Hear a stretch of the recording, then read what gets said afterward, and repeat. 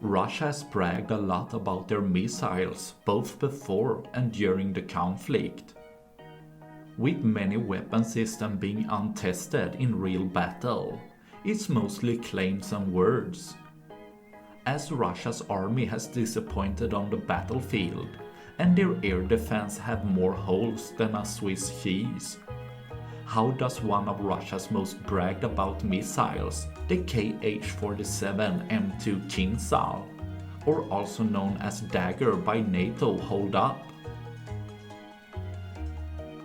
As hypersonic missiles started being talked about, Russia was quick to release their Kinzhal missile and claim it was hypersonic, with most ballistic missiles traveling at hypersonic speeds, which are over Mach 5. To be labeled a hypersonic missile, it should be maneuverable while flying at a much lower non-ballistic trajectory.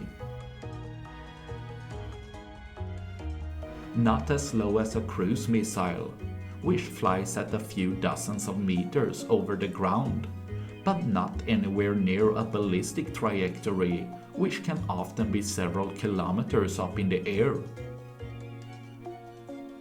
With ballistic missiles being easier to detect, while they're not being covered by the curvature of the Earth.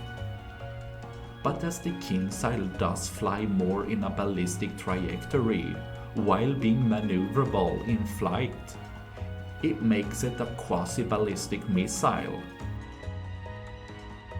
With the Kinzhal being a close copy of the Iskander missile, with the difference being that the Iskander is ground-launched.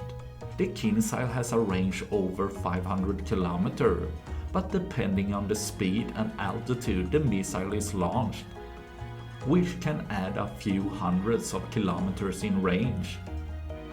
With the Iskander having around 500 km range, it has the drawbacks of needing to accelerate and climb altitude with the help of rocket fuel, while the Kinzhal achieved this from the airplane, leaving more energy to accelerate and travel further.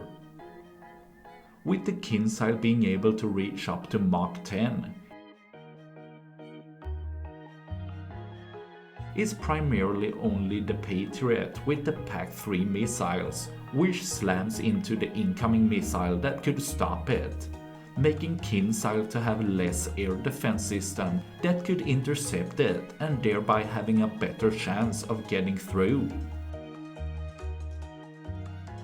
which made it much more effective before Ukraine got the Patriot system, making only malfunction to stop them before.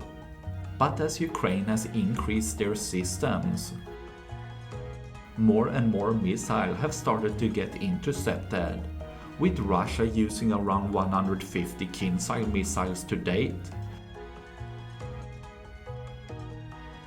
They have around the same numbers in their inventory, producing a little more than a dozen per month, being more expensive than the Iskander missile, which cost around 1 to 2 million, compared to the Kinzhal, which can cost around $5 to $10 million.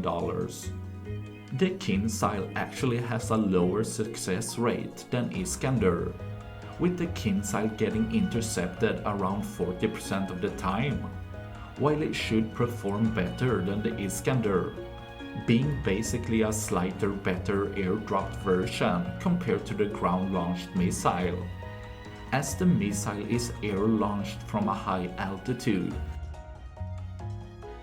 at a good distance to the front line to avoid having the airplane being shot down.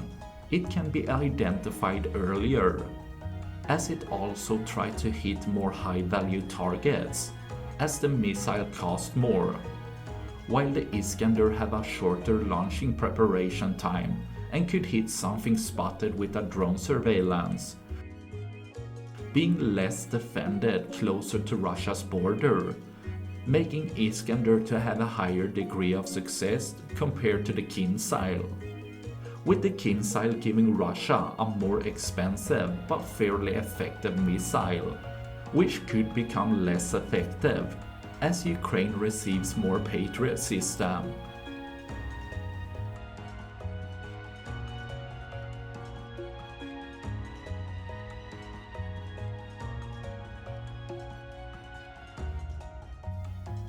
That's all I had for this video.